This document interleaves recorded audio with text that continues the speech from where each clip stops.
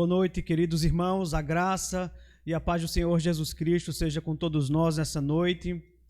Infelizmente, não podemos fazer a nossa live ao vivo, mas estamos aqui para pregar a palavra do Senhor, para louvarmos a Deus juntos, não importa o horário que essa gravação vai sair, mas o importante é que você possa ser edificado pela palavra do nosso Deus, que você e sua família possam se reunir para juntos louvarmos ao Senhor e adorarmos ao nosso Deus, ao Deus da nossa salvação, na beleza da sua santidade. Vamos ler o Salmo 33. Diz assim a palavra do nosso Deus: Exultai, ó justos, no Senhor, aos retos fica bem louvá-lo. Celebrai ao Senhor com harpa, louvai-o com cânticos no saltério de 10 cordas. Entoai-lhe novo cântico, tangei com arte e com júbilo, porque a palavra do Senhor é reta e todo o seu proceder é fiel. Ele ama a justiça e o direito. A terra está cheia da bondade do Senhor. Os céus, por sua palavra, se fizeram, e pelo sopro de sua boca o exército deles. Ele ajunta em montão as águas do mar, e em reservatório encerra as grandes vagas. Tema ao Senhor toda a terra, temam-no todos os habitantes do mundo, pois ele falou e tudo se fez. Ele ordenou e tudo passou a existir. O Senhor frustra os desígnios das nações e anula os intentos dos povos. O conselho do Senhor dura para sempre, os desígnios do seu coração por todas as gerações. Feliz a nação cujo Deus é o Senhor e o povo que ele escolheu para a sua herança.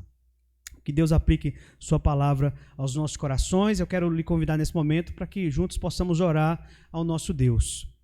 Bendito Deus, te exaltamos na beleza da tua santidade, te louvamos, Senhor, por tua grandeza, pelo teu poder, por tuas maravilhas, te louvamos principalmente pela salvação em Jesus Cristo. Nos alegramos em Jesus, nos alegramos no Deus da nossa salvação que nos resgatou das trevas e nos transportou para o reino do Filho do seu amor. A ti, Senhor, pertence a glória, o louvor e toda exaltação, Pai. E nós somos felizes porque o Senhor é o nosso Deus. E nós somos o teu povo, povo eleito antes da fundação do mundo, povo que foi chamado poderosamente por ti, povo que foi justificado, esse povo que foi redimido dos seus pecados e que agora vive para proclamar as boas novas de salvação a todo mundo. Ó Senhor Deus, ansiamos pelos novos céus e nova terra, aonde estaremos contigo para todo sempre. Mas até lá, Senhor, nós continuamos aqui na terra, te exaltando, louvando o teu nome e aprendendo mais a tua palavra. Que nessa noite o teu nome seja exaltado e que o Senhor fale aos nossos corações, Pai, em nome de Jesus. Amém. Nós vamos agora cantar um cântico de adoração ao nosso Deus.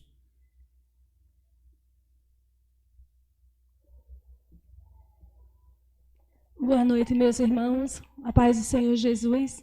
Grandes coisas fez o Senhor por nós e por isso estamos alegres.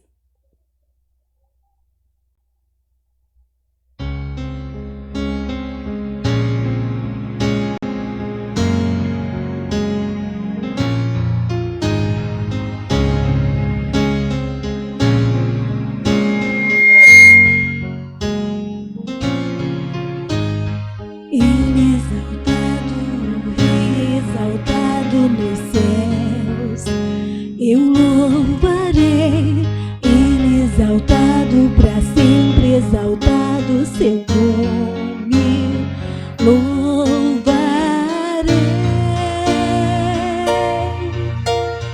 Ele é o Senhor, sua verdade vai sempre reinar. Terra e céus glorificam seu santo nome. Ele exaltado, Rei exaltado nos céus.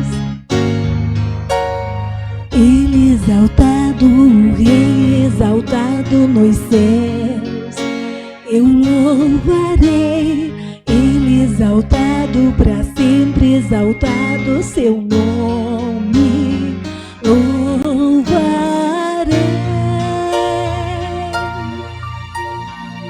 Ele é o Senhor, sua verdade vai sempre reinar. Terra e céus glorificam seu santo nome. Ele exaltado, o Rei exaltado nos céus. Ele é o Senhor, sua verdade vai sempre reinar. Terra e céus glorificam seu santo nome.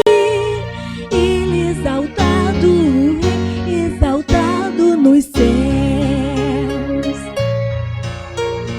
Ele exaltado para sempre, exaltado nos céus. Ele exaltado para sempre, exaltado nos céus.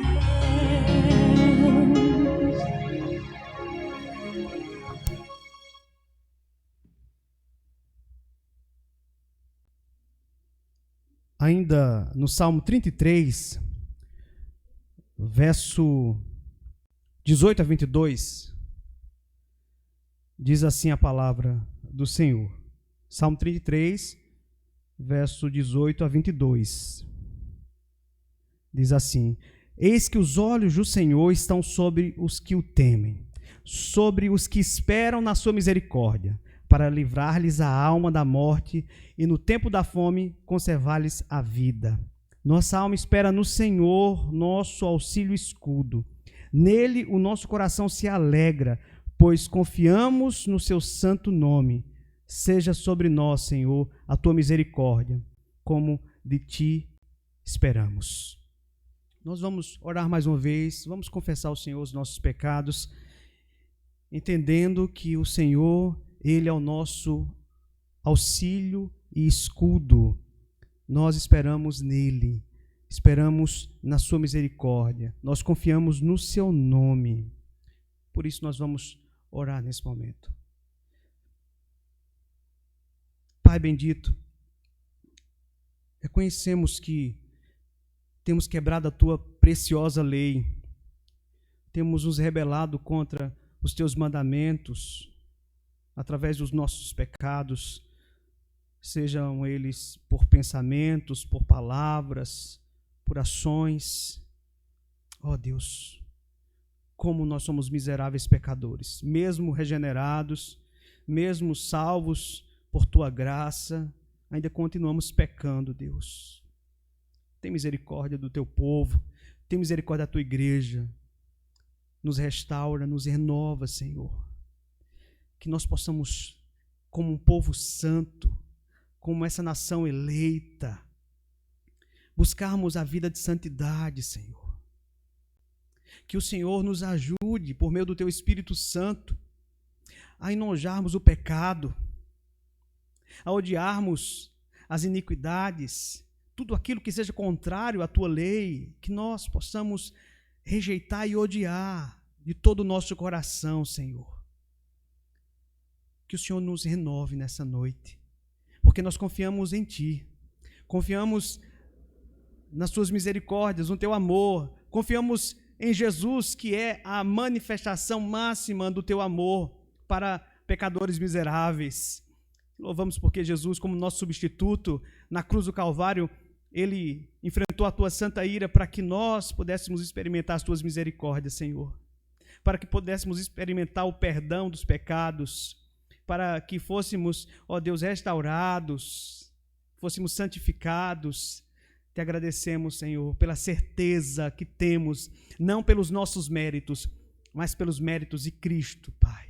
Te louvamos, te agradecemos, em nome de Jesus. Amém. Nós vamos continuar cantando louvores ao nosso Deus nesse momento.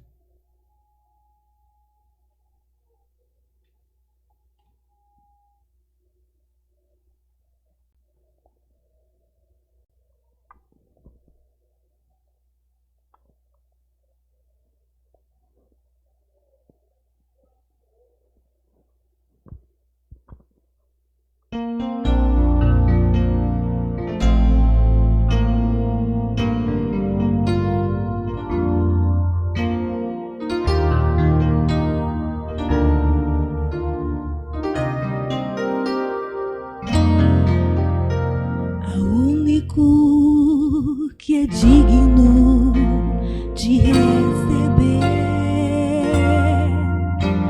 a honra e a glória, a força e o poder, ao Rei eterno, imortal, invisível, mas real, a Ele ministramos o louvor, ao único que é digno de receber, é o Senhor Jesus, a honra e a glória, a força e o poder,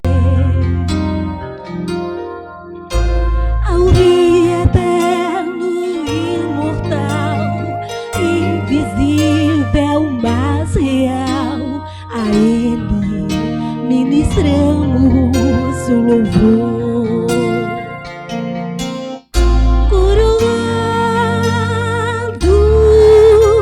estás, ó Rei Jesus, coroado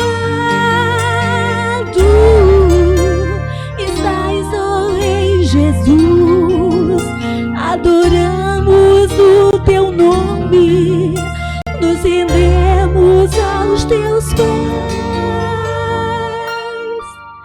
consagramos todo o nosso ser a ti. Coroado estás, ó Rei Jesus, coroado estás, ó Rei Jesus, adoramos o teu nome, nos rendemos aos teus pés, consagramos todo o nosso ser a ti, consagramos todo o nosso ser a ti.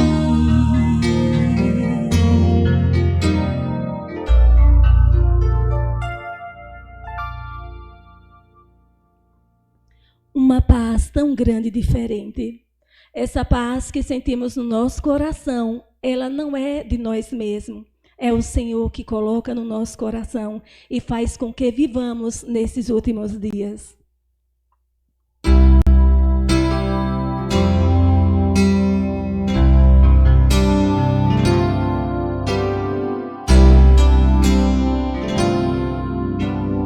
Uma paz tão grande e diferente veio pra ficar e para sempre. Oh, aleluia! A nossa paz, que maravilha poder cantar. Uma paz tão grande e diferente veio pra ficar e para sempre. Oh, aleluia! A nossa paz, que maravilha, jamais se vai. Seja o árbitro do coração, esta paz na vida de cada irmão. Santa paz, gloriosa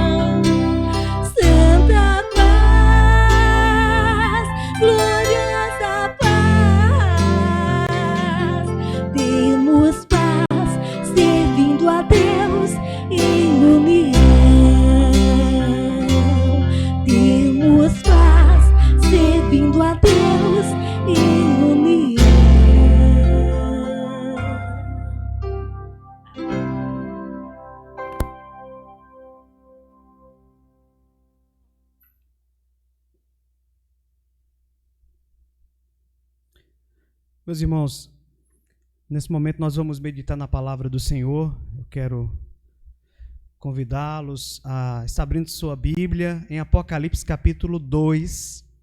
Vamos ler do versículo 1 ao versículo 7, porque hoje nós começaremos uma nova série de pregações, agora nas cartas que foram escritas às 7 igrejas do Apocalipse. Hoje vamos tratar sobre a igreja de Éfeso, a mensagem de Cristo a uma igreja que perdeu o seu primeiro amor. Diz assim então a palavra do nosso Deus, Apocalipse capítulo 2, versículo de 1 a 7. Ao anjo da igreja em Éfeso escreve: essas coisas diz aquele que conserva na mão direita as 7 estrelas e que anda no meio dos 7 candeeiros de ouro. Conheço as suas obras, tanto o teu labor como a tua perseverança, e que não pode suportar homens maus, e que puseste à prova os que a si mesmos se declaram apóstolos e não são, e os achaste mentirosos. E tens perseverança, e suportaste provas por causa do meu nome, e não te deixaste esmorecer. Tenho, porém, contra ti que abandonaste o teu primeiro amor. Lembra-te, pois, de onde caíste, arrepende-te e volta à prática das primeiras obras, e se não, venho a ti e moverei do seu lugar o teu candeeiro. Caso não te arrependas, tens, contudo, a teu favor que odeias as obras dos nicolaítas, as quais eu também odeio. Quem tem ouvidos, ouça o que o Espírito diz às igrejas. Ao vencedor, dar-lhe-ei que se alimente da árvore da vida que se encontra no paraíso de Deus. Vamos orar nesse momento, mais uma vez, vamos nos colocar diante do Senhor, pedindo a Deus que traga a devida iluminação para que entendamos a sua palavra, aquilo que vai ser ministrado nessa noite para os nossos corações. Senhor Deus, nós queremos te suplicar nesse momento tão importante do nosso momento devocional, que é a ministração da tua palavra. Senhor, fala conosco, que teu Espírito Santo me capacite para transmitir a tua palavra e que o teu povo que está agora nos seus lares ouvindo essa pregação, que eles sejam edificados, sejam transformados, sejam confrontados, ó Deus, e que pessoas sejam alcançadas por meio do teu evangelho, que pessoas sejam convertidas, não por causa do pregador, mas por causa da ação do Espírito Santo no coração dos pecadores, aplicando essa palavra que é poderosa e que pode mudar o destino eterno da humanidade. Te pedimos isso na dependência do teu Espírito Santo, em nome de Jesus. Amém. Meus irmãos, imaginem como seria incrível se o próprio Jesus ele escrevesse uma carta para você e para a sua igreja, avaliando o seu progresso espiritual, dizendo-lhe em seu grande amor sobre as suas virtudes, sobre as suas fraquezas, e depois chamando você para algumas ações específicas. Você não ficaria fascinado ao ouvir tal carta e ler essa carta para você e para a sua igreja? Bem, isso é exatamente o que temos diante de nós em Apocalipse capítulo 2 e também capítulo 3. Na verdade, Jesus aqui nos apresenta 7 cartas para várias igrejas na Ásia, cada uma das quais se aplica particularmente às nossas próprias vidas e à vida de nossas igrejas hoje. Cada uma dessas cartas fascinantes, irmãos, é extremamente importante para cada um dos crentes na atualidade. Devemos ouvi-las atentamente, porque é o próprio Jesus que está nos exortando aqui. Devemos guardar essas cartas no coração e, por sua graça, fazer algumas mudanças importantes e necessárias em nossas vidas. As 7 igrejas na Ásia, mencionadas no livro do Apocalipse, eram igrejas reais, em lugares reais. As 7 cartas no Apocalipse abordam situações e condições da vida real nessas igrejas e foram escritas para encorajar os cristãos perseguidos dos dias do apóstolo João. As 7 igrejas também representam a igreja universal de Cristo de todas as épocas. Meus irmãos, as condições descritas nessas igrejas são encontradas nas igrejas em todos os lugares e em todos os tempos. O próprio Novo Testamento é dirigido a cristãos de todas as épocas. Quando lemos, por exemplo, Romanos, nós não vamos dizer, isso não tem nada a ver comigo, mas apenas a igreja em Roma, de 2000 anos atrás. Sim, Romanos foi escrito para a igreja de Roma, mas também se aplica aos crentes hoje. Isso é verdade para todas as escrituras, incluindo todas as cartas para as 7 igrejas aqui em Apocalipse. Assim, meus irmãos, tudo nessas cartas é para todos nós, para todos os tempos. Nós vamos examinar a primeira carta, a carta para a igreja em Éfeso, analisando especificamente o que o nosso Senhor percebe sobre essa igreja, os elogios do Senhor para com ela, a acusação do Senhor Jesus Cristo, o que ele ordena para a igreja de Éfeso e o que ele promete para ela. Então, são essas coisas que nós vamos tratar aqui nessa noite. A primeira coisa é a percepção de Cristo sobre a situação espiritual da igreja de Éfeso. Meus irmãos, Éfeso era uma cidade importante de 200 mil pessoas. Talvez tivesse até mais. Nós não sabemos precisar, mas existia ali mais de 200 mil pessoas. Situava-se ali em uma importante rota comercial a cerca de 80 quilômetros da ilha de Pátmos, por isso era a mais próxima das 7 igrejas onde João escreveu suas cartas. Ficava localizada na Ásia Menor, hoje atual Turquia. A cultura local era dominada por mundanismo, por depravação, por muito misticismo. Havia muita idolatria. Para vocês terem uma ideia, Éfeso era o centro da adoração da deusa Diana, ou a deusa Artemis. E ali havia um magnífico templo que foi dedicado a essa deusa, que era adorada pelos efésios, pelos romanos. Era uma das 7 maravilhas do mundo antigo. E ali abrigava por volta de 500 mil pessoas e era chamada de Luz da Ásia, não é? Então, ali nós percebemos que a religião pagã dominava o povo daquela época. Com essa escuridão, com toda essa corrupção espiritual dominante na vida daquelas pessoas, Éfeso provavelmente não seria o primeiro lugar que você escolheria para plantar uma igreja. E ainda assim, meus irmãos, o evangelho prosperou ali. Mais do que isso, explodiu. Porque muitas pessoas foram convertidas. O evangelho foi proclamado em toda a Ásia Menor. É possível que nenhuma igreja na história tenha tido uma linhagem de líderes tão fiéis quanto os da igreja de Éfeso. Os efésios foram muito abençoados por ter aqueles pastores. O livro de Atos indica que os parceiros de Paulo no ministério foram Priscila, Áquila, que foram os primeiros a evangelizarem ali, juntamente com Paulo, aquele povo. Depois nós vamos ter ali outras pessoas como Apolo, um judeu do Egito, que tinha um grande conhecimento das Escrituras e era fervoroso no espírito. Quando Priscila e Áquila o ouviram pregar na sinagoga, eles perceberam que ele conhecia apenas o batismo de João. Isto é, ele ainda pregava a mensagem de João. Então Priscila e Áquila foram os primeiros a contar a Apolo sobre o Senhor Jesus Cristo. E nós percebemos que através de Apolo, muitas pessoas foram alcançadas. Lá em Atos 19, nós vemos Paulo, então, retornando a Éfeso, encontrando mais discípulos de João, a quem ele, então, levou a fé em Cristo Jesus. E sobre esse alicerce aqui, que são essas pessoas, a igreja de Éfeso foi estabelecida. Esses homens, essas mulheres que estavam dispostos a se doarem em prol do evangelho.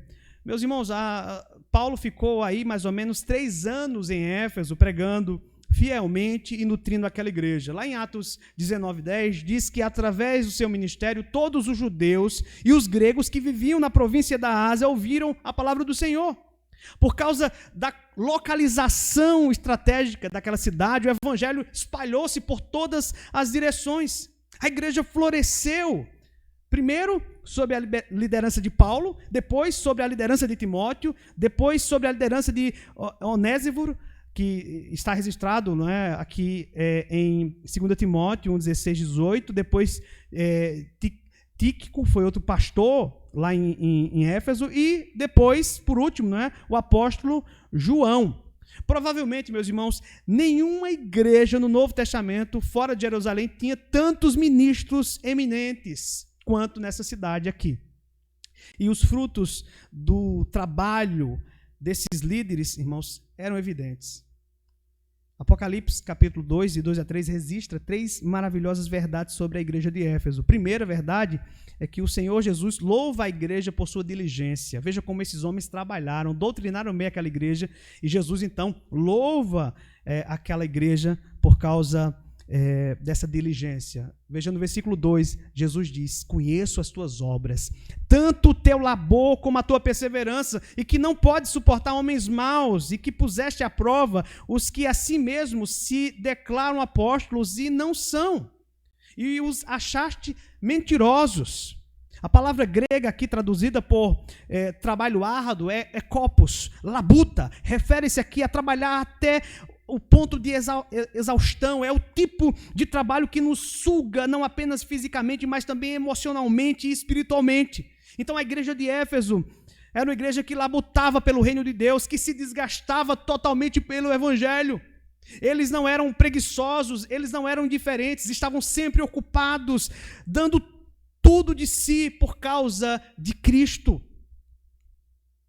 pela causa do evangelho. Os efésios eram diligentes, e eles são um contraste com as pessoas hoje, que pensam que a igreja é um lugar como se fosse um teatro, que ela existe para entreter as pessoas. Mas, meus irmãos, essa não é a concepção correta que a Bíblia nos ensina sobre a igreja. A igreja não é um teatro, não é um lugar para entreter as pessoas, para satisfazer os desejos das pessoas. Porque eu sei que muitas igrejas modernas estão cheias de espectadores. A igreja de Éfeso não era assim. Seus membros, chamados aqui para trabalhar arduamente, eles eram pessoas que se alegravam em fazer a obra do Senhor com alegria. Eles estavam felizes em consumir-se por causa do evangelho. Cristo também os elogiou por sua perseverança. A palavra aqui grega para perseverança significa literalmente permanecer sob. Fala de um nobre coragem que prontamente aceita dificuldades, que aceita os sofrimentos, que aceita as perdas, que aceita as perseguições. É uma atitude de quem não se entrega, de quem persiste e se empenha diante das dificuldades e da oposição. Essa igreja era uma igreja perseverante. Segunda verdade, o Senhor Jesus louva a igreja pelo discernimento que ela tinha. Ele diz: não pode suportar homens maus, e que puseste à prova os que a si mesmos se declaram apóstolos e não são, e os achastes mentirosos.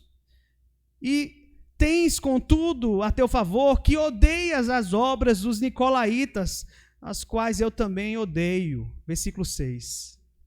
A igreja de Éfeso, meus irmãos, podia discernir a diferença entre falsos e verdadeiros profetas e discernir entre a verdade e o erro. Odiavam o mal, como o próprio Deus odeia, e reconheciam o dano que o pecado causa à comunhão e ao testemunho da igreja de Deus. Por consequência, eles entenderam que um pouco de fermento leveda toda a massa, como ensinou o apóstolo Paulo em Gálatas 5:9. Ao contrário de muitas igrejas de hoje, que toleram quase tudo, a igreja de Éfeso não permitiria que as crenças ou a moral fossem corrompidas pelo ensino herético ou pelo comportamento imoral de muitos líderes naquela época. Essa igreja se recusou a se comprometer com coisas vãs. Essa igreja se recusou também a comprometer as convicções bíblicas que o nosso Senhor lhe havia entregado através da palavra, conforme expostas pelos apóstolos. Os crentes em Éfeso levaram essas advertências a sério e cuidadosamente puseram à prova qualquer um que afirmasse falar pelo Senhor. Essa igreja, meus irmãos, odiava as práticas dos aqui chamados nicolaítas. Nós não sabemos ao certo o que eles ensinavam, ou porquê de o Senhor odiar os seus atos. Eles são mencionados novamente na carta à igreja em Pérgamo, na qual seu falso ensinamento estava ligado à idolatria de Balaão, possivelmente indicando aqui uma adoração a ídolos, a demônios e a imoralidade sexual. Eles estavam certos em odiar a heresia dos nicolaítas, porque Deus também odiava. Meus irmãos, essa foi uma igreja muito bem ensinada. Colocaram em prática os princípios e doutrinas que lhes foram transmitidos e guardaram fielmente tudo aquilo que eles aprenderam. E eles foram fortes diante dos ataques dos falsos profetas, dos falsos mestres, dos falsos pastores. Terceira verdade sobre aquela igreja, meus irmãos, é que o Senhor Jesus louva a igreja por sua determinação. Essa igreja pacientemente sofreu duras perseguições por suas convicções. Ela perseverou com determinação. O versículo 3 diz que ela teve paciência e por amor ao nome do Senhor não se deixou esmorecer. A igreja de Éfeso continuou fazendo a obra de Cristo por causa de Cristo, apesar das dificuldades e perseguições. A glória de Cristo e o testemunho do Evangelho estavam sempre em foco, funcionando como a força motriz por trás da vida daquela igreja. Assim o Senhor Jesus elogia a igreja de Éfeso por causa da sua diligência, por causa do seu discernimento, por causa da sua determinação. Da mesma forma, Cristo, ele sabe o que está acontecendo hoje nas nossas igrejas, domingo a domingo. Ele sabe o que está acontecendo em nossos corações, nas nossas mentes, na nossa vida. Ele ama cada uma das suas igrejas, espalhada por todo o mundo. Jesus se preocupa com a igreja. Meus irmãos, isso nos leva então à segunda coisa. É a acusação de Cristo contra a igreja de Éfeso. Depois do elogio, agora Jesus vai fazer uma acusação séria contra a igreja de Éfeso. Mesmo com todo o seu zelo externo, a igreja de Éfeso havia perdido o seu primeiro amor. Aquela igreja não era mais cativada e motivada pelo amor de Cristo. Aquela igreja, ela não era mais cativada e motivada pelo amor de Cristo a se render a Ele e a engrandecer seu nome. Ela fazia todas as coisas certas, mas não pelas razões certas. O primeiro amor é o que arrebata os nossos corações e estabelece os objetivos, irmãos, das nossas vidas. Jeremias chamou isso de o amor da noiva. Isto é, o amor de uma esposa que só tem olhos para o seu marido. Em nosso texto aqui, primeiro amor refere-se ao amor quando nossas almas são cativadas pela beleza, pela plenitude do Senhor Jesus Cristo e, portanto, descansamos nele para a nossa salvação. Meus irmãos, o primeiro amor surge quando depositamos todos os nossos pecados aos pés da cruz do Calvário e abraçamos a justiça de Cristo pela fé através do Espírito. O primeiro amor conquista o nosso coração por aquilo que o Senhor Jesus Cristo é, não só por aquilo que Ele faz. A Bíblia inteira nos fala desse primeiro amor para com o Senhor Jesus Cristo, e esse amor nos leva a falar a outros do caminho de salvação. O primeiro amor nos leva a dizer, como diz Cantares 6:3, eu sou do meu amado e o meu amado é meu. Com esse tipo de amor, não podemos ficar calados, mas somos compelidos a falar aos outros sobre a necessidade que as pessoas têm de Cristo. Como Cristo é precioso. Com esse amor é fácil orar. No tempo do primeiro amor, mal podemos esperar para entrar em um lugar secreto onde podemos conversar com Deus como um amigo amado. Nosso coração está cheio de Jesus Cristo. Dizemos com segurança, Senhor, Tu sabes todas as coisas, Tu sabes que eu Te amo. Nosso amor pelo Senhor, meus irmãos, é a medida mais verdadeira de nosso compromisso com Ele. Ele frisou isso a seus discípulos. Lá em João 14, 21 a 23, Jesus disse: aquele que tem os meus mandamentos e os guarda, esse é o que me ama. E aquele que me ama será amado de meu Pai, e eu o amarei e me manifestarei a ele. Se alguém me amar, guardará a minha palavra. Para expor a verdadeira natureza do coração de Pedro, o Senhor perguntou-lhe 3 vezes: Pedro, você me ama? Cristo exige nosso amor integral, meus irmãos. Mateus 10, 37 diz: quem ama seu pai ou sua mãe mais do que a mim, não é digno de mim. Quem ama seu filho ou a sua filha mais do que a mim, não é digno de mim. A marca dos verdadeiros filhos de Deus é que esses filhos amam o Filho de Deus. Paulo disse que o amor de Cristo nos constrange.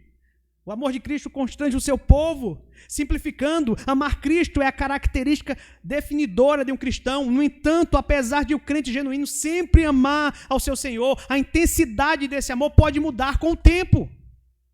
O amor do redimido deve ser cuidadosamente guardado, nutrido. Porque se nós não tivermos cuidado, ele pode diminuir com o passar do tempo. A verdade, meus irmãos, é que nenhum de nós pode dizer que o nosso amor por ele é realmente o que deveria ser, infelizmente. Aquele primeiro e maior de todos os mandamentos: amarás ao Senhor teu Deus de todo o teu coração, de toda a tua alma e de todas as tuas forças e de todo o teu entendimento, estabelece um padrão incrivelmente alto. Dada a franqueza da nossa carne, ou melhor, fraqueza da nossa carne, a maldição do pecado, a persistência da tentação e muitas outras distrações terrenas que disputam nossa atenção e afeição, o amor sincero e firme por Cristo é frustramente inatingível. Todos nós devemos, como o apóstolo Paulo, confessar que sob o padrão estabelecido pela lei, fracassamos miseravelmente. Paulo diz assim em Romanos 7, 21 a 23, assim encontro esta lei que atua em mim. Quando quero fazer o bem, o mal está junto a mim. Pois no íntimo do meu ser tenho prazer na lei de Deus, mas vejo outra lei atuando nos membros do meu corpo, guerreando contra a lei da minha mente, tornando-me prisioneiro da lei do pecado que atua em meus membros, porque tenho o desejo de fazer o que é bom, mas não consigo realizá-lo. Nenhum de nós jamais cumpriu completamente o primeiro e mais básico de todos os mandamentos de Deus. Por mais de uma hora você não conseguiu cumpri-lo. Precisamos reconhecer esse fracasso. Precisamos entender, meus irmãos, que isso pode ser uma porta aberta para um pecado ainda maior. Não há nas Escrituras melhor ilustração dos graves perigos de um declínio do amor de Deus do que a carta de Cristo à igreja de Éfeso, meus irmãos. Jesus diz: tenho, porém, contra ti que abandonaste o teu primeiro amor. Essa acusação é grave por 4 razões. Primeira razão, porque é grave, porque essa acusação, ela vem de Cristo, ela procede de Cristo, é Cristo que acusa. Como é triste quando um cônjuge percebe que o outro não ama mais. Já pensou? Você que é esposo, escutar da sua esposa: olha, eu não te amo mais. Ou você perceber que ela não te ama mais. Como é triste isso. Jesus nos diz: eu tenho algo contra você. Será que eu não mereço o seu amor? Você vê algo desagradável em mim?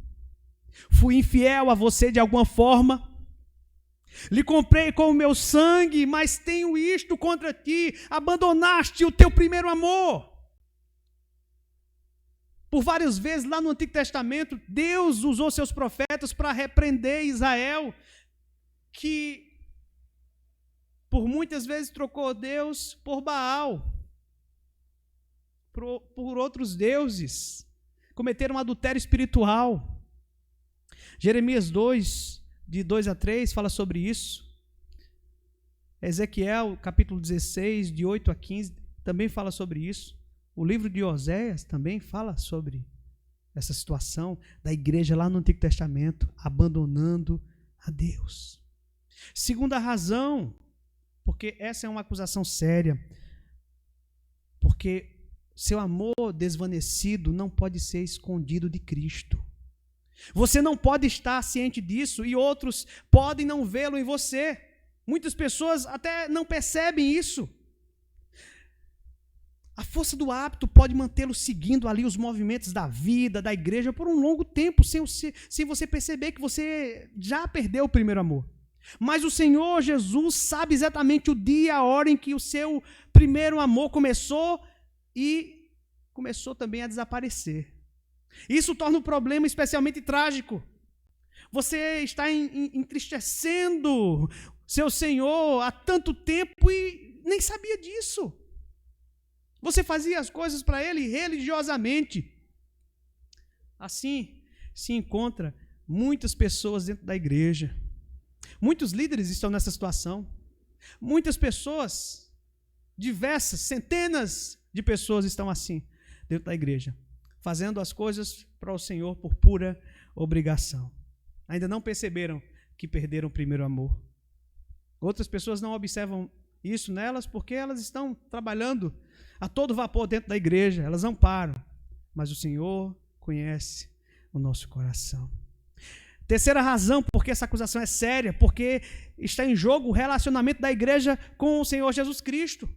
A perda do amor da noiva por Cristo é um pecado destrutivo, meus irmãos. Embora Cristo seja um noivo fiel que nunca deixará de amar seu povo, nosso relacionamento com Ele será seriamente e negativamente afetado se deixarmos nosso primeiro amor.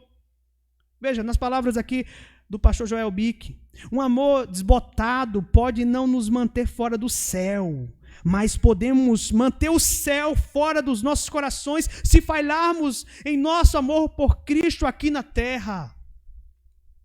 Estávamos falando isso na semana passada, sobre o contentamento. Nós, cristãos, já devemos experimentar o céu aqui na terra pela comunhão com Cristo.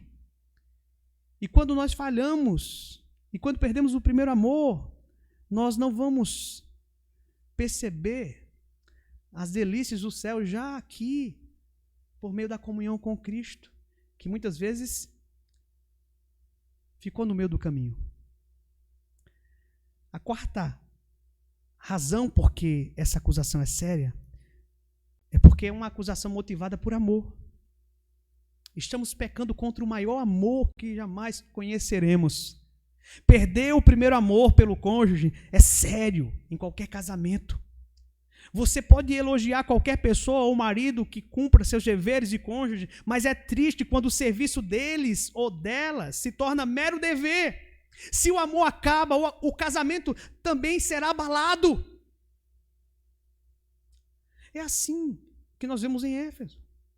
O relacionamento da igreja com Cristo ainda está intacto, externamente falando, mas o que ela faz por ele acaba se tornando apenas em uma questão de dever. O coração da igreja não está mais em Jesus. Então Jesus diz: você abandonou seu primeiro amor. O puritano John Owen, um grande escritor do século XVII, diz que alguns deixaram seu primeiro amor por Cristo porque pensaram que permanecer em Cristo era como uma planta que não precisava ser regada, adubada ou podada, mas que prosperaria sozinha. Os cristãos muitas vezes deixam seu primeiro amor hoje porque não entendem que o amor a Cristo precisa de nutrição, precisa desses cuidados que são necessários para que essa comunhão cresça a cada dia. Alguns cristãos pensam que seu relacionamento com Cristo não precisa dessa manutenção. Esse é um erro perigoso, meus irmãos. Seu amor por Cristo deve ser nutrido e protegido, porque é a coisa mais preciosa que você tem. É mais precioso do que a sua ortodoxia na sua igreja, é mais precioso do que as suas atividades cristãs, do que o evangelismo da igreja ou qualquer outro aspecto da vida como cristão. Porque se você não estiver bem com Deus, tudo que você fará para Ele será em vão. Em primeiro lugar, Deus está preocupado com o nosso relacionamento com Ele. Sem nutrição, meus irmãos, seu relacionamento com Cristo murchará. É isso que nosso Senhor diz que aconteceu com a igreja de Éfeso. Perdemos nosso primeiro amor gradualmente. A perda começa por dentro, quando nossa vida de oração esfria. Quando isso acontece, nós perdemos o nosso desejo por Deus, nossa preocupação por nossas almas e nosso amor pelas almas dos outros. Como uma praga, essa frieza se espalha ao ponto do nosso coração ficar endurecido quando nós ouvimos sermões, quando lemos nossas Bíblias, e até mesmo afeta a maneira como conversamos com as pessoas, principalmente com outros crentes. Muitas vezes continuamos seguindo os movimentos da religião por força do hábito ou do medo sobre o que os outros podem pensar se não o fizermos, e por dentro estamos desmoronando. À medida que o amor desaparece, a fé enfraquece, a piedade decai e o mundanismo ganha terreno dentro do nosso coração. Colocamos nossa afeição nas coisas aqui de baixo e não nas coisas lá de cima onde Cristo está. Ficamos mais preocupados com os bens desse mundo do que com os tesouros do céu. Gradualmente nos tornamos estranhos para aqueles que anseiam pelo céu e nos tornamos mais amigos daqueles que amam esse mundo. Quando o amor desaparece, o mesmo acontece com a nossa vigilância e a nossa percepção contra os ataques de Satanás. E como resultado, não sentimos mais falta de Deus ou desejamos estar em sua presença, que é o grande local de segurança para todo o cristão verdadeiro. Perdemos noção de tudo isso. Meus irmãos, a carta para a igreja de Éfeso é a primeira de uma série de 7 cartas. E isso ocorre porque o pecado de Éfeso é o primeiro passo no caminho para os pecados de Laodiceia. Você pode pensar que Éfeso está muito longe de Laodiceia, mas se você permitir que seu amor por Cristo desapareça, você já está a caminho de se tornar tão indiferente ou morno que o Senhor ameaça vomitá-lo da sua boca. Apocalipse 3,16. Esse desaparecimento do amor começa tão sutilmente que ninguém o vê, mas Jesus diz: tenho, porém, contra ti que abandonaste o teu primeiro amor. A igreja de Éfeso continuava à beira do precipício. Embora tivesse abandonado seu primeiro amor e se tornado apática espiritualmente, ainda não havia entregado seu coração coletivo a outro objeto de amor. E também não tinha se comprometido com o mundo ou caído em corrupção. Ainda havia tempo para se arrepender e voltar ao amor que uma vez marcara seu relacionamento com o Senhor. O que o nosso Senhor diz à igreja de Éfeso também se aplica a nós como crentes individualmente, meus irmãos. Nas palavras do pastor Joel Bick, uma igreja deixa seu primeiro amor aos poucos, à medida que membros individuais como você e eu negligenciamos nosso relacionamento com o Senhor e as coisas que mantêm nosso amor por Ele em chamas.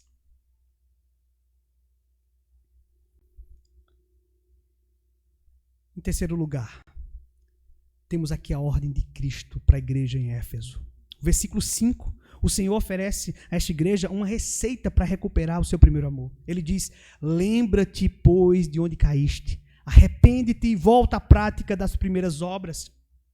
Simplificando, meus irmãos, o caminho para reacender seu primeiro amor é lembrar, arrepender-se e voltar à prática. Primeiro ele diz: lembra-te do teu primeiro amor. John Bunyan, no prefácio de sua autobiografia, o livro chamado Graça Abundante ao Maior dos Pecadores, diz assim: é proveitoso que os cristãos estejam sempre lembrando os primórdios da graça em suas almas. Ele, nesse livro, descreve o jovem Davi, para quem a espada de Golias era um lembrete constante do que Deus fez por ele.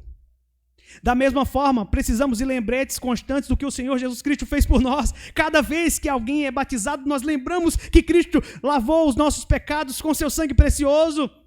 Por quê? Porque Ele nos amou. Cada vez que nós participamos da ceia do Senhor, lembramos que Cristo se sacrificou para a nossa salvação, porque Ele nos amou.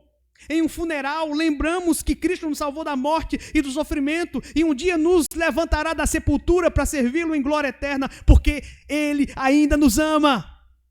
Precisamos de lembretes dos fatos básicos do Evangelho para que lembremos do grande amor de Cristo por sua igreja. Na presença, então, desses tais lembretes, o amor renasce. Nos lembramos lá de 1 João 4,19, que diz: nós o amamos porque ele nos amou primeiro. Da mesma forma, na presença de tais lembretes, meus irmãos, podemos medir o quanto nosso amor por ele desapareceu ao longo do tempo. Para perceber mudanças espirituais em nós mesmos, precisamos voltar ao tempo em que conhecemos o Senhor e fazermos aqui uma comparação. Será que ao longo desses anos nós temos nos parecido com o Senhor? Será que a nossa aparência se assemelha com a de Cristo? Não fisicamente, mas na questão moral, na questão espiritual. Será que nós nos parecemos com o Senhor Jesus? Ou será que nós, ao longo desses anos de conversão, estamos mais parecendo com o mundo? Nós precisamos nos lembrar, meus irmãos, dos nossos votos que fizemos, as orações que fizemos e a proximidade que sentimos naqueles momentos. Jesus diz: lembra-te de onde caíste. A queda de um cristão não precisa ser tão flagrante que envolva assassinato ou adultério. Pode ser o tipo de queda interior que ninguém, a não ser Cristo, percebe. Então, pense em como você era antes de cair, antes que seu amor começasse a desaparecer. Você deixou seu primeiro amor, você ainda é crente, mas está caindo. Com a ajuda de Deus, se você é verdadeiramente cristão, você não perderá a sua salvação, é impossível perder a salvação. Você ainda será salvo, como diz o apóstolo Paulo, todavia como que através do fogo. No entanto, meus irmãos, há uma linha tênue entre retrocesso e apostasia. A menos que você seja cuidadoso, poderá descobrir tarde demais que se enganou e nunca foi um verdadeiro crente. O pior conselho que um apóstata, aquele que abandonou o verdadeiro evangelho, pode receber de um cristão é o seguinte: não se preocupe, Deus te restaurará. A ideia simplista, meus irmãos, e moderna de segurança eterna engana muitas pessoas. Não é isso que você precisa ouvir quando abandonar seu primeiro amor. Você precisa saber e sentir que está se afastando do seu Senhor. Fique sozinho com Deus, abra seu banco de memória e examine onde você estava e como era quando você se converteu. Lembre-se da doçura e alegria do seu primeiro amor por Cristo. Lembre-se da alegria do Senhor e da profunda gratidão do seu coração redimido. Lembre-se do seu amor pelo povo de Deus, pela sua insaciável fome pela palavra. Lembre-se da obra de iluminação do Espírito Santo, da transformação que ele efetuou no seu coração, quando mudou a sua vontade, quando mudou a sua mente. Lembre do conforto sem precedentes, da verdadeira segurança bíblica. Meus irmãos, devemos pensar frequentemente nessas coisas para alimentar as chamas do nosso amor por Cristo. Segundo, arrependa-se. Lembre-se do que Cristo fez e se arrependa de negligenciar seu amor por Ele e permitir que a cada dia o seu declínio acontecesse. Então volte e comece novamente a amar a Cristo como deveria. Esse voltar-se para Cristo é o que nós chamamos de um verdadeiro arrependimento evangélico, que está em oposição ao que nós chamamos de arrependimento legal ou remorso. Veja, esse arrependimento evangélico, na verdade, foi o que Judas sentiu quando percebeu o que ele havia feito contra o Senhor Jesus Cristo. Ele não se arrependeu verdadeiramente, ele apenas teve remorso. Ou uma atrição, pessoas que cometeram algum tipo de delito, de pecado, e estão com medo apenas da punição, e não percebem ali que eles pecaram contra Deus, feriram a lei de Deus. Então o arrependimento evangélico é diferente da atrição, ou desse arrependimento legal que Judas demonstrou, chamado de remorso. O arrependimento evangélico envolve 4 coisas. O arrependimento evangélico leva você a sofrer e odiar o pecado. Você vai chorar quando pecar. O seu coração vai ficar partido, porque você Pecou contra Deus. Há um profundo pesar quando nós pecamos contra Deus. E ele é acompanhado de tristeza segundo Deus, que opera no coração do crente por meio do Espírito Santo. Há um verdadeiro lamento nesse arrependimento por causa do pecado contra o Pai, contra o Filho, contra o Espírito Santo que habita em nós. Esse arrependimento, meus irmãos, leva-nos a odiar um mal que muitas vezes nos faz negligenciar as coisas mais importantes da vida, que é a comunhão com Deus. O arrependimento evangélico leva-nos a confessar pecados específicos. Lembremos lá do Salmo 51, Davi reconhece que é culpado por suas transgressões contra Deus, dizendo: pequei. Ele confessa o pecado do assassinato, crimes de sangue, versículo 14, e a impureza que levou ao adultério, nos versículos 6 a 7. Além disso, no versículo 10, ele pede um coração puro. Ele diz: cria em mim, ó Deus, um coração puro e renova dentro de mim um espírito inabalável. Meus irmãos, o verdadeiro arrependimento identifica nossos pecados, em particular, até suas raízes, depois os expõe em ordem diante de Deus. O verdadeiro arrependimento evangélico leva o cristão a abandonar o pecado. Esse arrependimento nos afasta do pecado, não apenas o nosso coração, mas também a nossa vontade. O arrependimento evangélico é muito mais que emoção, é um ato da vontade. O arrependimento nos afasta do pecado com santa determinação e abnegação. Esse arrependimento leva a sermos determinados com relação a renunciar a todo o pecado. O arrependimento evangélico clama por misericórdia. No Salmo 51, versículo 1, 9 e 17, Davi se lança sobre a misericórdia de Deus. Ele diz: compadece-te de mim, ó Deus, segundo a tua benignidade e segundo a multidão das suas misericórdias. Apaga as minhas transgressões. Versículo 9, esconde o rosto dos meus pecados e apaga todas as minhas iniquidades. E o versículo 17, sacrifícios agradáveis a Deus são o espírito quebrantado, o coração compungido e contrito. Não desprezará, ó Deus. Não desprezarás, ó Deus. Ele sabe que, como um pecador miserável, sua condenação é justa e ele não merece misericórdia. Então ele se volta, implora por misericórdia e confia na promessa do evangelho do perdão dos pecados. Porque o evangelho promete que, por causa de Cristo Jesus, Deus não nos abandonará, mas nos perdoará, nos restaurará. Se nós lançarmos sobre ele as nossas preocupações, as nossas angústias e confessarmos a ele verdadeiramente os nossos pecados, clamando por misericórdia, clamando pela benevolência de Deus e do próprio Cristo que morreu pelos nossos pecados. Esse é o verdadeiro arrependimento evangélico. Terceiro, para reacender o seu primeiro amor, você precisa voltar à prática das primeiras obras. Você não pode reunir os sentimentos e emoções que teve quando conheceu o Senhor, mas você pode repetir o que fez quando chegou ao verdadeiro arrependimento. E se o fizer, os sentimentos seguirão.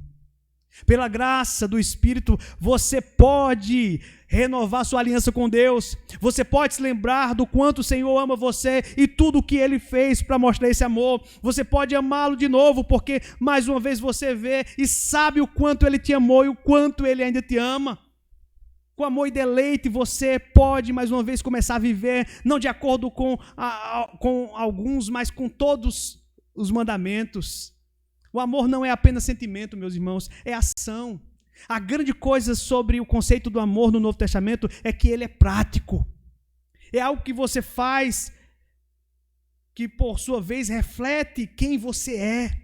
Jesus disse: lembra-te e volte e pratique as primeiras obras. Venha como você veio pela primeira vez, em arrependimento, em fé, confiando em mim para a sua salvação e para a sua restauração. Ele diz: volta às primeiras obras. Confesse que você é um miserável pecador. Não espere a mudança acontecer. Venha como você está, em arrependimento e fé. Mateus 7,7 diz: pedi e dá-se-vos-á, buscai e achareis, batei e abre-se-vos-á. Isso nos leva aqui para o quarto e último ponto, o incentivo. Jesus nos dá um incentivo aqui, uma promessa. A promessa de Cristo para a igreja de Éfeso também é para nós. Finalmente, Jesus acrescenta aqui esse incentivo para a igreja de Éfeso, recomendando a ela o seguinte: se ela lembrar, se arrepender, o versículo 5 diz assim: arrepende-te e volta à prática das primeiras obras. E se não, venho a ti e moverei do seu lugar o teu candeeiro, caso não te arrependas. Nosso Senhor diz à igreja de Éfeso: você tem sido muito ortodoxa e fiel, mas eu tirarei o seu castiçal, a menos que se arrependa de deixar o seu primeiro amor e recupere esse amor como principal tesouro da sua vida como igreja. Essa não era uma ameaça qualquer, meus irmãos. Uma e outra vez o Senhor removeu o castiçal, isto é, retirou seu cuidado e o apoio das igrejas que perderam seu amor por Ele. Tais igrejas desapareceram, morreram. Uma prova disso é a própria igreja de Éfeso. Hoje você não encontra mais nem as ruínas da igreja de Éfeso. Na Inglaterra aconteceu a mesma coisa, no século XVII, quando a igreja ela foi perseguida pelo Estado, quando o rei, na época, queria tomar a posse e o poder da igreja, e muitos pastores, em torno de 2.000 pastores fiéis à palavra de Deus, que não aceitavam a imposição do rei, foram desposados ali do seu ministério, foram afastados do seu pastoreio. Sabe o que aconteceu?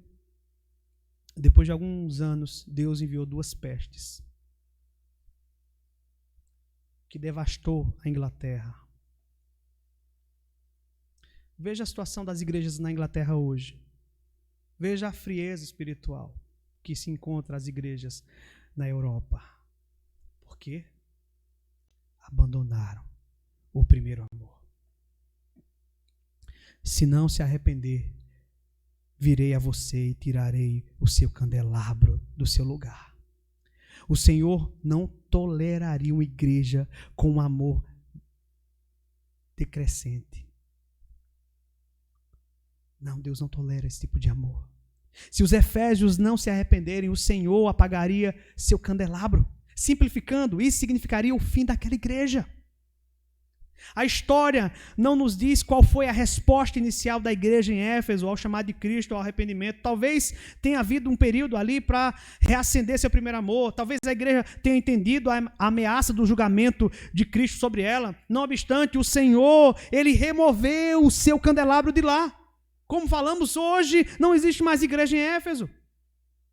Se aquela igreja pôde ser derrubada de uma altura espiritual tão grande, deveríamos, meus irmãos, esperar alguma ação diferente do Senhor em relação às igrejas que hoje sucumbem aos mesmos pecados? Precisamos nos lembrar do sábio conselho de Salomão, lá em Provérbios 4, 23. Acima de tudo, guarda o seu coração, pois dele depende toda a sua vida. Devemos guardar o nosso coração e retomar nosso primeiro amor por Cristo. Do nosso ponto de vista, tudo pode estar bem com a nossa igreja, mas o Senhor Jesus sabe melhor, porque Ele vê a falha fatal do pecado que um dia nos derrubará.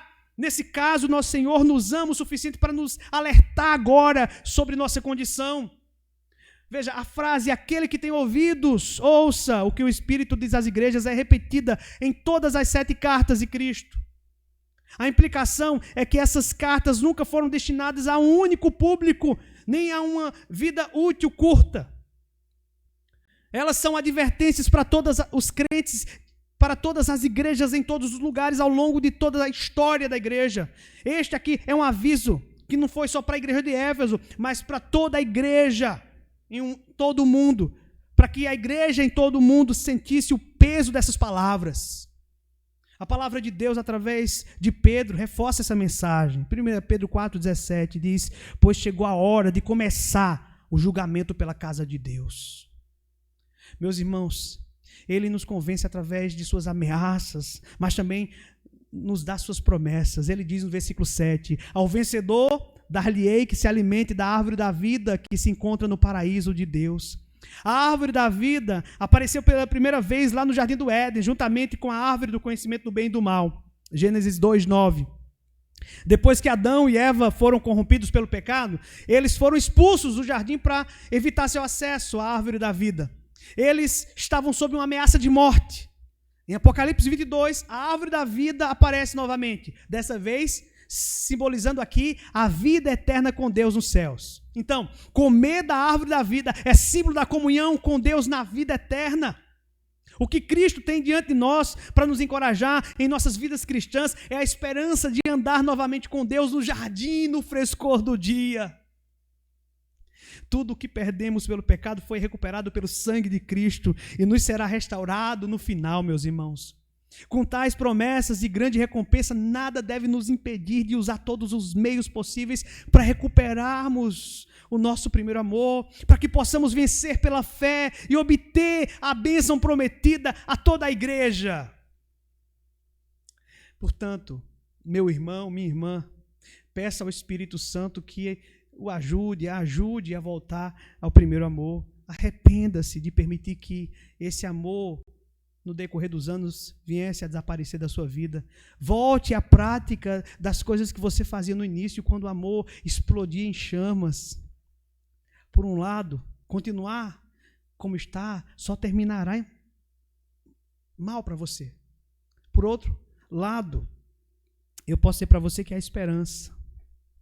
Há esperança, porque se você hoje se arrepender dos seus pecados, se voltar para Deus e desfrutar dessa comunhão com Deus na pessoa de Cristo, você vai novamente obter as promessas que trarão alegria ao seu coração, trará esperança para a sua vida.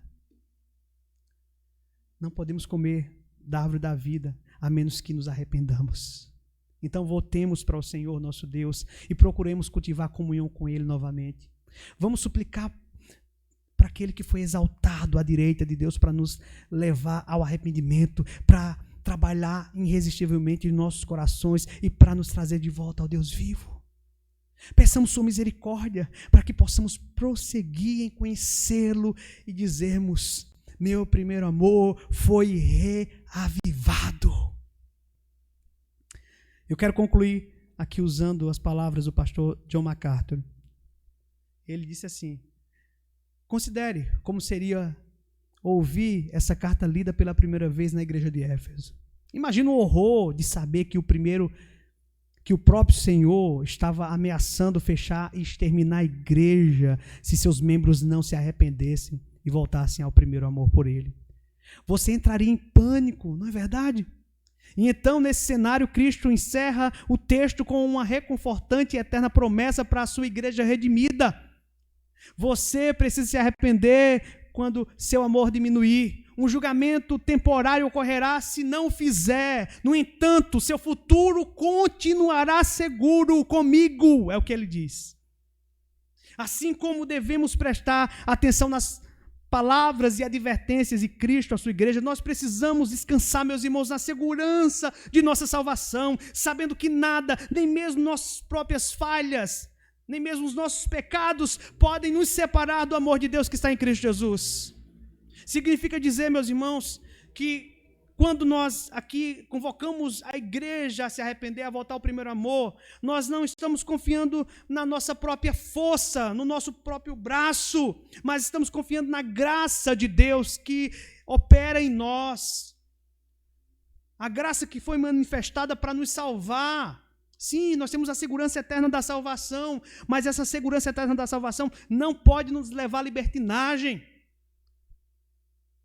Nós temos a segurança de que, independentemente do que nós fazemos, Deus nos salvará. Por isso nós precisamos observar esse ponto aqui. O Senhor Jesus é o dono da igreja, é o dono da nossa vida.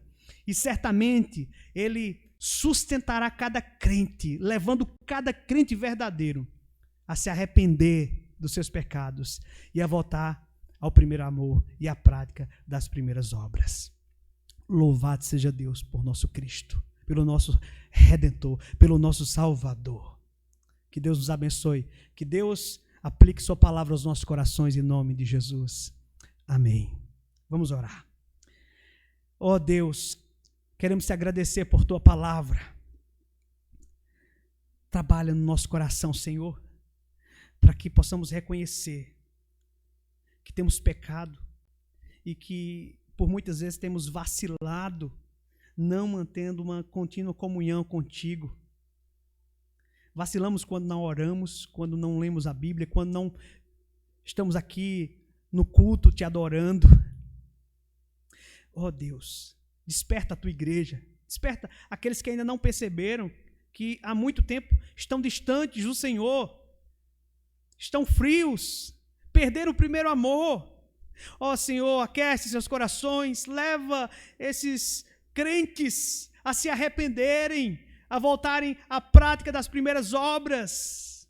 Trabalha, Senhor, no coração da tua igreja. Te pedimos isso, crendo que o Senhor fará conforme a tua vontade. Cremos que o Senhor, por meio do teu Espírito Santo, trará o coração de cada crente ao arrependimento. E esses crentes serão restaurados para a glória do teu nome, Deus. Em nome de Jesus. Amém. Vamos cantar mais um cântico ao nosso Deus nesse momento.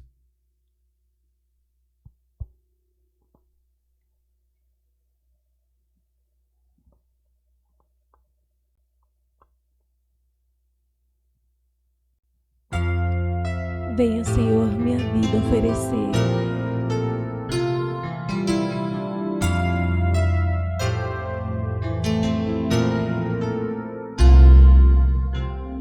Venha, Senhor, minha vida oferecer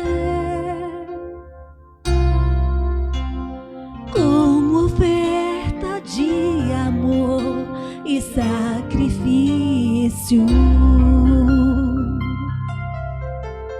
Quero minha vida a te entregar como oferta viva em teu altar. Venha, Senhor, venha, Senhor, minha vida oferecer como oferta de amor e sacrifício. Quero minha vida a te entregar como oferta viva em teu altar. Pois pra te adorar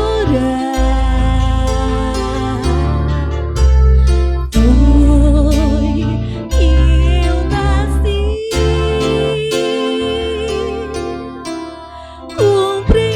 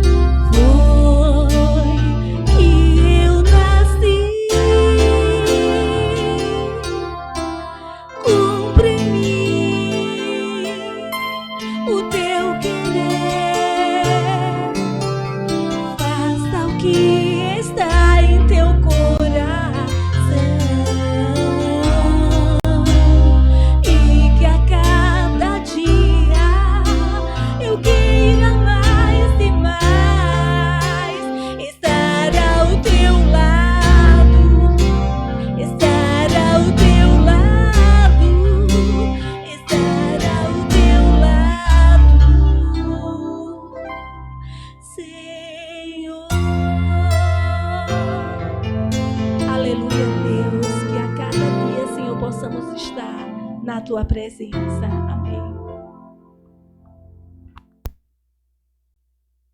Nós estamos chegando ao final da nossa devocional. Vamos mais uma vez orar ao Senhor e pedir a bênção de Deus sobre as nossas vidas nessa noite. Deus, te agradecemos por esse momento devocional na tua presença. Te agradecemos por ter falado conosco, ter nos confrontado nessa noite. Aplica o que ouvimos ao nosso coração e nos dá uma semana abençoada na tua presença, Senhor, e nos livra do mal, em nome de Jesus. Que a graça do Senhor Jesus Cristo, o amor de Deus, nosso Pai, o poder e as doces consolações do Espírito repouse sobre nós e sobre todo o povo de Deus, desde agora e para todo sempre. Amém. Que Deus te abençoe. Como falei no início, infelizmente tivemos que gravar por causa do sinal de internet que estava muito fraco e não daria para transmitir. Mas semana que vem nós melhoraremos aí o equipamento e teremos a transmissão da live ao vivo. Que Deus te abençoe, que Deus te dê uma semana abençoada no nome de Jesus. Amém.